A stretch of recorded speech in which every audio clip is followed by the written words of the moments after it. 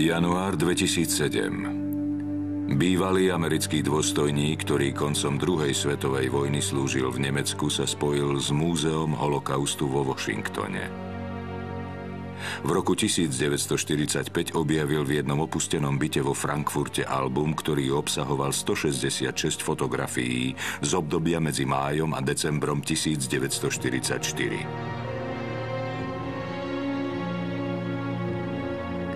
Pracovníci múzea si pri študovaní albumu uvedomili jeho historický význam. Fotografie zachytávali významných členov SS vo Osvienčime, najmä počas chvíľ oddychu v rekreačných chatách neďaleko vyhľadzovacích táborov. Podarilo sa zistiť aj meno majiteľa albumu. Bol to Karl Höcker, dôstojník SS, v máji 1944 poverený asistovať veliteľovi tábora. Nachádza sa na väčšine fotografií. Fotografie vznikli v období, keď proces vyhľadzovania Židov vrcholil a do plynových komôr vo Osvienčime prúdili transporty z Maďarska. O tom vypovedá iný album, označovaný ako Lilin album, podľa mena ženy, ktorá ho počas oslobodenia našla v barakoch v koncentračnom tábore Dora. Uchovávala ho 35 rokov. 193 fotografií z mája 1944 zachytáva výber Židov, ktorí budú následne poslaní na smrť, a ich príchod do plynových komôr a krematórií. Prvá fotografia v albume Karla Höckera vznikla 25. mája 1944 v deň jeho príchodu do Osvienčimu. Deportovaná Lily Jakobová prišla do tábora o deň neskôr, 26. mája. Fotografie v oboch albumoch teda vznikli v tých istých chvíľach. Muža na jednej z fotografií v Lilinom albume, obráteného chrbtom, viacerí svedkovia identifikovali ako istého Emericha Höckera. Viacerými výskumnými metódami sa grafickým analytikom podarilo zistiť, že Emmerich Höcker je vlastne Karl Höcker. Počítačové výskumy potvrdili, že výška 1,75 m zodpovedá postavám z oboch albumov a identické sú aj stavba tela, rozpätie ramien a dĺžka nôh. Spojivom medzi albumom nacistických katov a albumom ich obete je teda Karl Höcker, vyberajúci ľudí určených na smrť. Dva albumy sa na seba podobajú už na prvý pohľad.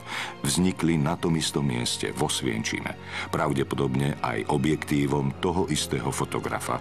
A splynuli tak v jeden.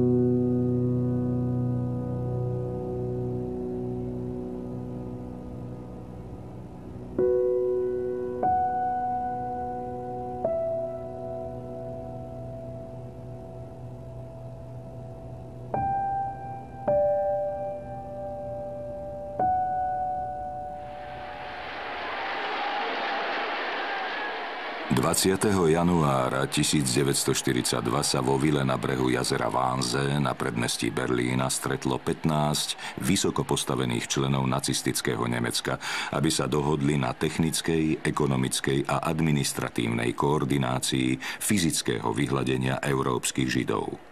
Schôdza bola prísne tajná a pokyny sa podávali ústne. Neexistuje žiadny dokument, na ktorom by sa nachádzal Hitlerom podpísaný plán konečného riešenia. Schôdza, ktorá vošla do dejín ako konferencia vo Wannsee, netrvala ani 2 hodiny.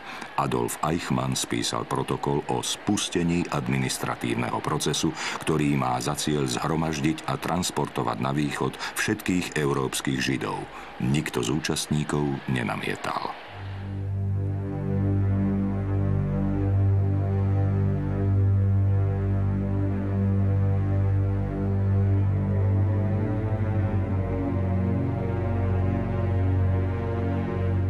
Deportácie na takej úrovni si vyžadovali spoluprácu rôznych odvetví nemeckej administratívy.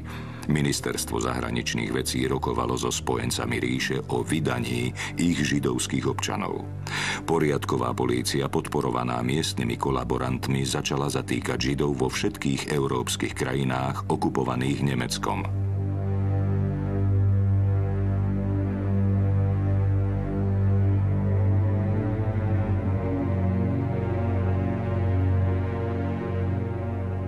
Ministerstvo dopravy organizuje rozpis vlakov, ktoré povezú židovských občanov do vyhľadzovacích táborov. Deportácie fungujú v okupovanej Európe ako dobre namazaný stroj. Do Osvienčimu, Březínky vlaky smerujú takmer každý deň.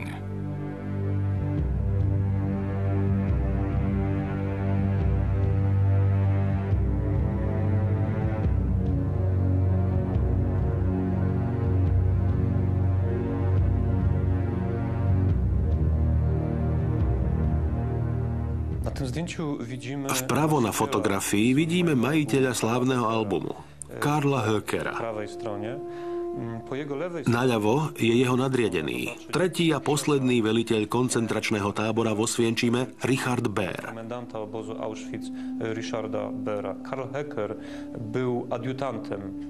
Karl Höcker bol jeho pravá ruka. Obaja nacisti prišli do Osvienčimu z koncentračného tábora Majdanek na západe okupovaného Poľska. Richard Baer chcel využiť skúsenosti, ktoré Höcker získal v Majdanku, kde získal povesť efektívneho organizátora plynových komôr. Ako pomocník veliteľa koncentračného tábora mal Höcker povinnosť dohliadať na to, aby vyhľadzovanie prebiehalo podľa plánu.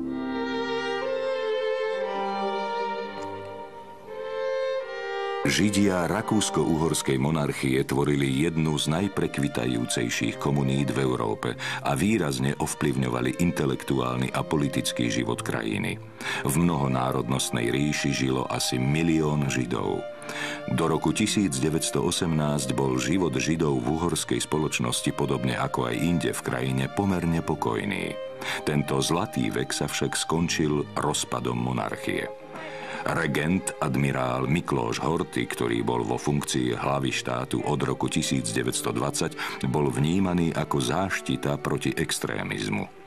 V roku 1942 začal Hitler vyvíjať tlak na Maďarsko, aby vydalo svojich Židov Nemcom. 15. marca 1944 sa Horthy stretol s Hitlerom, ktorý mu dal na výber medzi okupáciou Maďarska Wehrmachtom alebo vydaním 100 000 Židov Nemecku. Horthy, ktorého syna Hitler držal ako rukojemníka, podpísal príkaz na deportáciu. 19. marca 1944 vtrhla nemecká armáda spolu s dozornými politikmi a poradcami do Maďarska. V ten istý deň prišiel do Budapešti Adolf Eichmann, sprevádzaný asi 10 členov jeho špeciálnej zásahovej jednotky.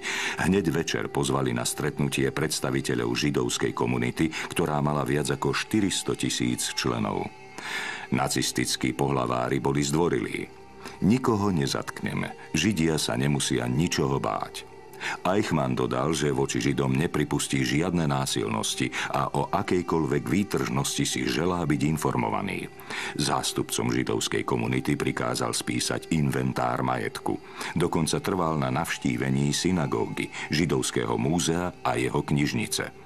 Predstaviteľom komunity padol kameň zo srdca a členom obce tlmočili nasledovné. Musíte pochopiť, že život každého z nás a existencia našej obce závisí od splnenia týchto nariadení. Začiatkom mája sa stretli nemeckí vojenskí experti na transportovanie osôb so zástupcami maďarskej polície. Jediným rokovacím bodom bola rýchla likvidácia maďarských Židov.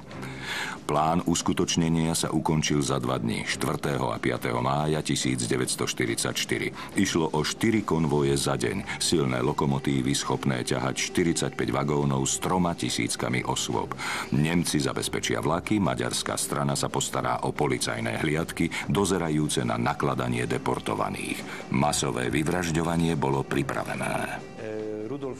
V čase vyhladzovania maďarských Židov velil posádke SS v koncentračnom tábore Osvienčim Rudolf Hess. Na fotografii stojí za Hessom na ľavej strane Richard Baer, veliteľ Osvienčimu 1, a napravo jeho asistent Karl Höcker. I po prawej stronie jego adiutant Karl Höcker z tymi transportami, co do których władze SS wiedziały. Členovia jednotiek SS dobre vedeli, že do tábora prídu mnohé transporty, a preto dali vybudovať nové železničné koľaje a rampu na selekciu ľudí priamo uprostred koncentračného tábora Břežinka. Predchádzajúce transporty boli vedené na rampy vzdialené od Břežinky asi 1,5 kilometra. Raz večer k nám prišiel sused. Povedal, že sa práve vracia zo stretnutia, na ktorom sa dopočul, že nás idú vysťahovať. Že ideme do Poľska. V tú noc sme, mamička a ja, vôbec nešli spať. Na druhý deň naozaj prišli a oznámili nám, že si so sebou smieme zobrať 50 kilogramov jedla a šiat a že nás prevezú kamsi do Poľska. Všetkých Židov. 26. mája 1944 na stretnutí vojenských generálov a vysokých dôstojníkov Hitler vyhlásil: Židia sú cudzorodým prvkom našej spoločnosti. Je nevyhnutné sa ich zbaviť, aj keď niektorí nerozumejú, prečo sa to musí stať natoľko nemilosrdne a neúprosne. V ten istý deň dorazil do Osvienčimu Březinky transport, v ktorom sa nachádzala aj Lili Jakobová, mala 18 rokov. Odišli sme v nedeľu ráno a na miesto sme prišli ráno v utorok. Nevedeli sme, kde sme. Starší ľudia zomierali. Všetky deti kričali a plakali. Kým sme dorazili do Osvienčimu, vo vlaku zomrelo asi 20 ľudí. Nemali sme najmenšiu predstavu, čo nás tam čaká. Keď tento vlak dorazil do tábora, na rampe pracovali asi 2 fotografi, ktorí sa niekedy kvôli lepšiemu výhľadu vyštverali na strechy vagónov. Fotografovali deportované ženy, mužov, deti, starých ľudí. Na mnohých fotografiách sú v pozadí zachytené komíny krematórií. Prišli k vlaku, otvorili dvere a povedali nám, aby sme vystupovali tak rýchlo, ako sa len dá. Museli sme začať rýchlo vyskakovať z vlaku. Boli sme veľmi radi, že sa konečne ocitneme na čerstvom vzduchu. Len čo sme vyskočili z dverí, začali na nás kričať. Kričali, že muži s odrastenými deťmi sa majú zaradiť doľava a matky s malými deťmi doprava.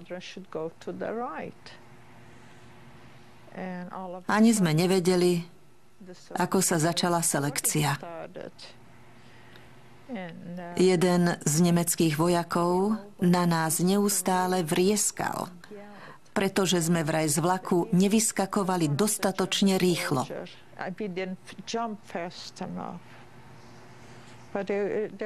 Bola tam obrovská masa zmetených ľudí. V dave sa nedalo ani len kráčať. Ľudia sa sácali a strkali. Odrazu som zbadala mamu. Vtedy, keď som si vpredu všimla Nemca, ktorý robil selekciu.